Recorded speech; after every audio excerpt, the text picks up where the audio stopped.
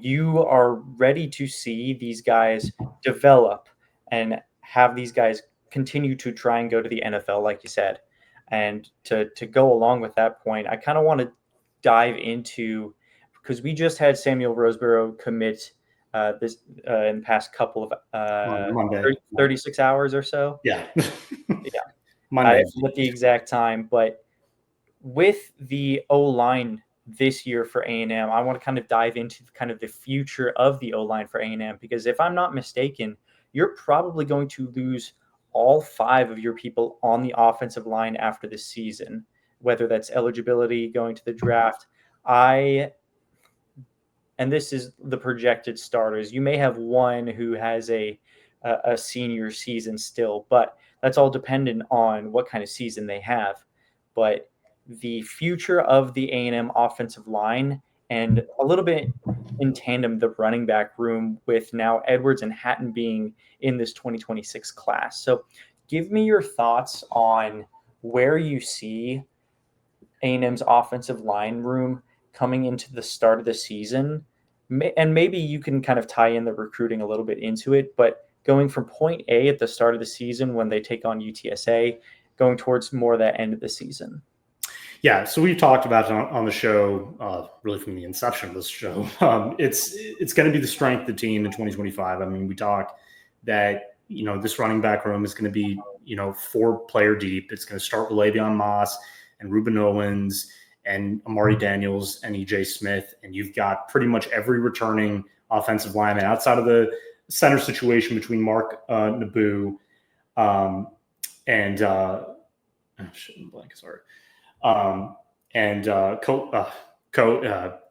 Fayanu.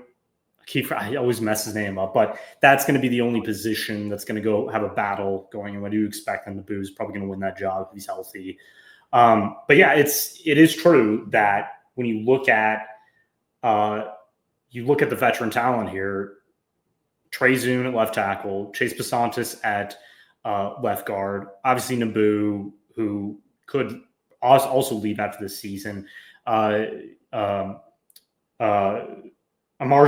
Reed Adams, and the Demetrius Crownover and Ruben Follow. These are all guys who could end up leaving. Some are going to run out of edge of eligibility. Reed Adams, Zune, and Basantis are going to be top NFL draft picks, in my opinion, especially if they have a good season. Now, with Basantis, if he ends up having a dominant season, he's definitely going to be gone. Trey Zune is going to be gone. He could have left, obviously, last season, chose to come back just to iron out some issues, and he feels like this is going to be his best season.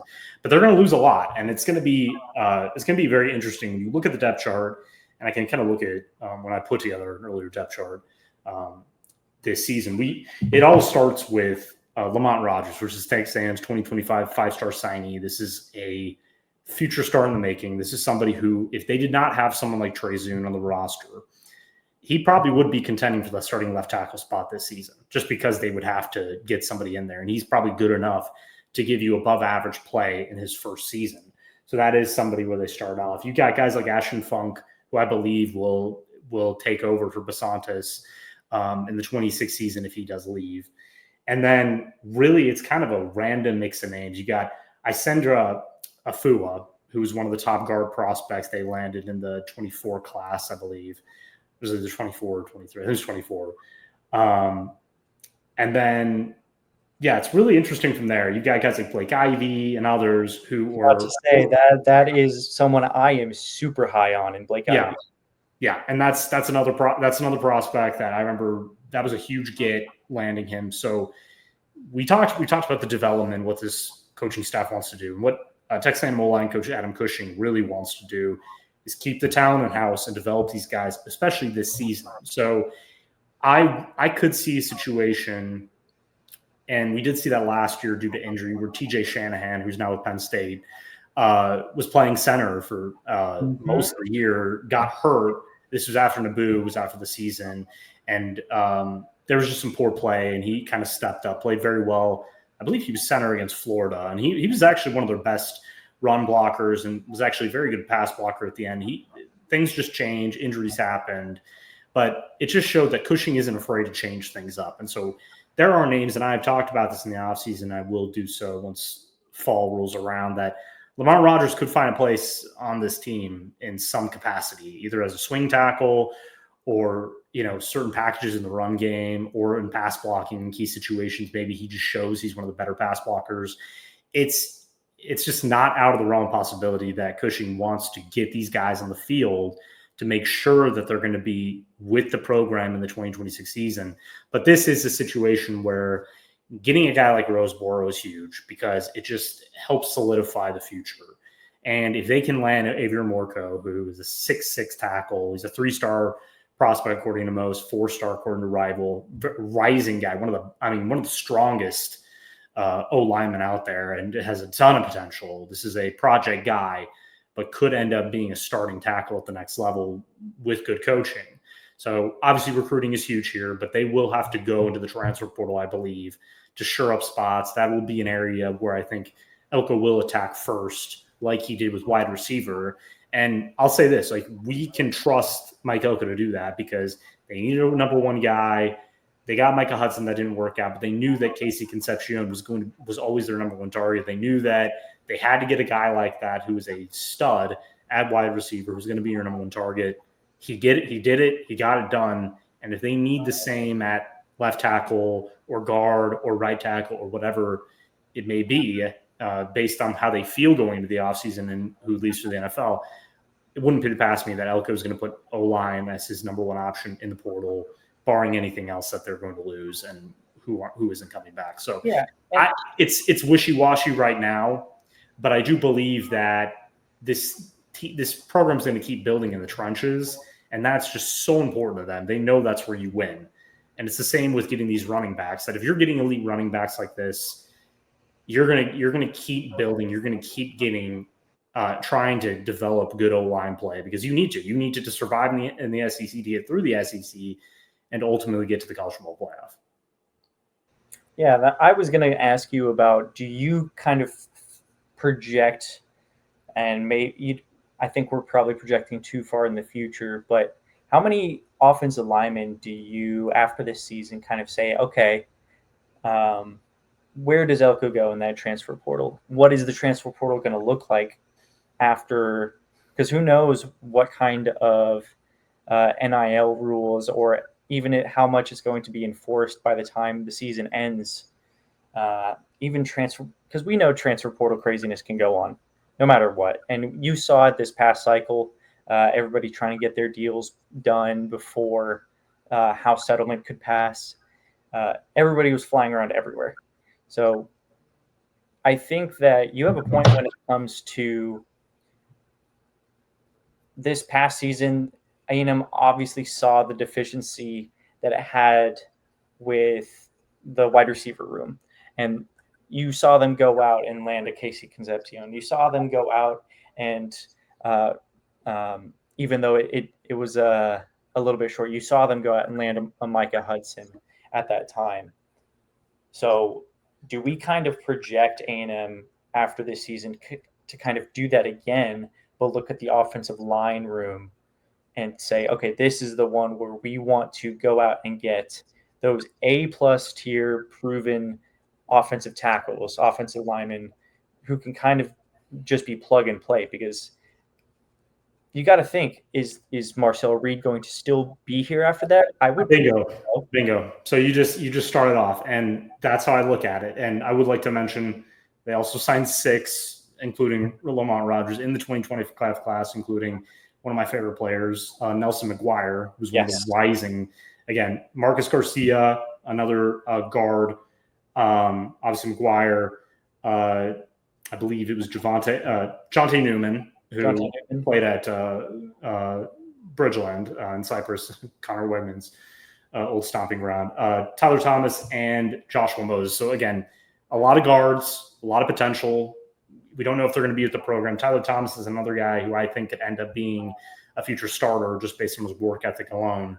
But they've got a lot of options, right? It's just going into next season, what are they going to do? So to answer your question, it all starts with with Marcel Reed, right? Because the identity of this offense and what they want to do is we want to run the ball at a high level. But we know that Marcel Reed needs to make those passes. He needs to be one of the best intermediate short passing quarterbacks in the SEC, mainly because he's going to have all these weapons that can take advantage of the short throw and get those chunk gains after the catch, right? But he also needs to be able to hit those long throws. He needs to hit those deep passes. He needs to open up the offense because that's only going to keep defenses off kilter. It's going to open up the run game, and that's the identity they want. But they want elite run blocking. If you get elite run blocking, it's going to open everything up because I think Marcel Reed is a rhythm quarterback. I think we saw that against really not Arkansas. He had his moments, but really against Auburn in the four overtime loss, where when he got in a rhythm and he got confident and he knew that his wide receivers were stepping up, which they were, and this was compared to the talent level last season, it's light years different now, but he took advantage when those guys were helping him out. And he was hitting his passes. He was hitting passes over the middle. He was hitting tough throws that some of the better quarterbacks sometimes miss on. So we know his potential. But if they get to that point of that balanced offense they want to do, and a lot of it's coming from, like I said, elite run blocking from the O-line, and let's say it gets them to 9 to 10 wins next season and gets them to the college football playoff, they have a little success, get out of the first or second round, whatever it may be, they're going to go look for a specific player. Elite run blockers, they can get just guys that are on their last year, that have played very well for the previous programs, that want to either play in the SEC or what may have you. It's going to be very specific who they target. But if Marcel Reed does not play well, A&M finishes with 7 or 8 wins, misses the playoffs, and they start to, let's say, Colin Klein isn't retained, and Marcel Reed is potentially worst case scenario. Worst case scenario, right? Worst case scenario. And Marcel Reed goes and looks at his options in the transfer portal, and they look at someone like Miles O'Neill or somebody who's a very different quarterback, then maybe you're looking at more pass blocking type of O-lineman because you're going to be a more up-tempo passing offense, and you're going to, it's just not going to be as run-heavy as you were under Colin Klein. It's just going to be what Elko feels is going to win games married with his defensive scheme. So right, it's just going to be very, very much based on, and same with recruiting, right? What they do in the 2025 season and the success they have, how they play on the road, how certain positions play. If the running backs thrive and the O-line plays well, KJ Edwards is going to be going, I made a great decision, right? I am all in on A&M because they're going to play me very well. If they don't and it doesn't work, who knows, right? And again, this is all worst case scenario. I'm just saying it's going to be up to how this offense performs because we keep hearing off season. It's from his lips to God's ears that Elko is very confident in his O-line. He's very confident Marcel Reed's improved. We got to see it, and we got to see it early. But I think that, this O-line has already proven they're a very good run blocking team. That was really a strength of this team, really until Le'Veon Moss went out. And I think really the only defense that really thwarted them was South Carolina, who, as we know, was one of the better defenses in the SEC. So it's just, it should be better. It should look better, especially because when you have Basantis and you have Reed Adams at left and right guard, how are you not going to be able to run block? I just don't get that. It doesn't make sense to me because I think the only question you have is center, and I think both those options are good enough. Exactly. I also do think that there's a bottom line that has been raised throughout this offseason, especially with how much returning talent is coming back on that offensive line. Like, I think even with injuries and the people that they had this past season, you look at it now where it's like, okay, they're all going to be healthy again this next season. And how many starts does really everybody have under their belt? And you kind of look, and the amount of starts or at least games played that all of these guys have had at A&M or at any other program, like a guy like Reed Adams, this guy is excellent in the run game. There's a reason that all of these either mock drafts, PFF grades, they have him as a top tier run blocker in that interior offensive line. And this is a guy where if he plays like he did this past season, or even on a top level, we could be talking about a guy who slides his way easily into the first round, if not day 2 at the very least. That's what his metrics are on just based off of this past season alone. So can A&M after this season kind of use that, say, hey, we make these guys, like, we don't make them obviously, but we help develop them to that next level. And I think you see it with how all these recruits are talking about the defensive line.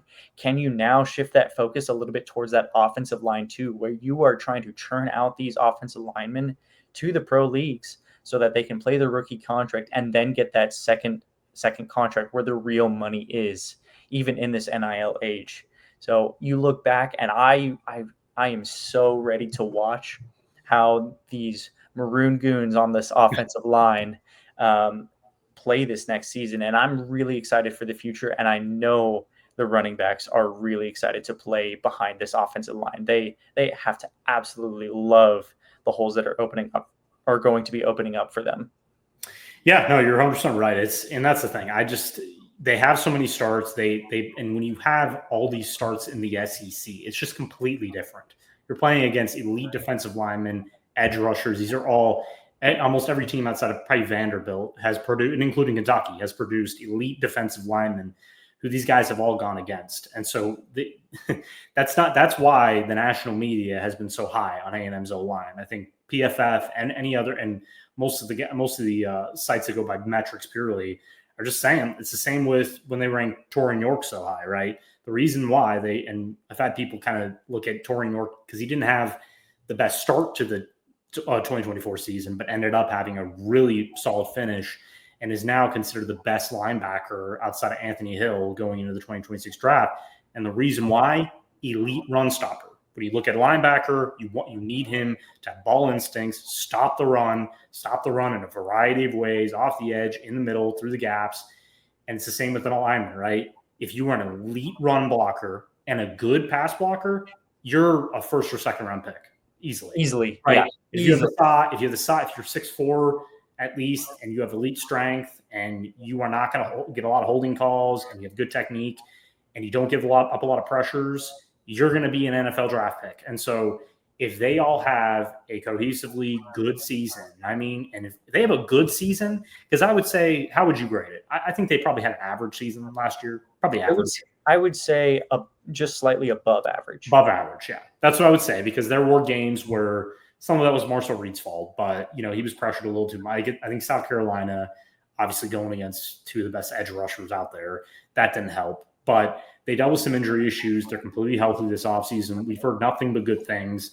They're putting the work into the weight room. They're getting stronger.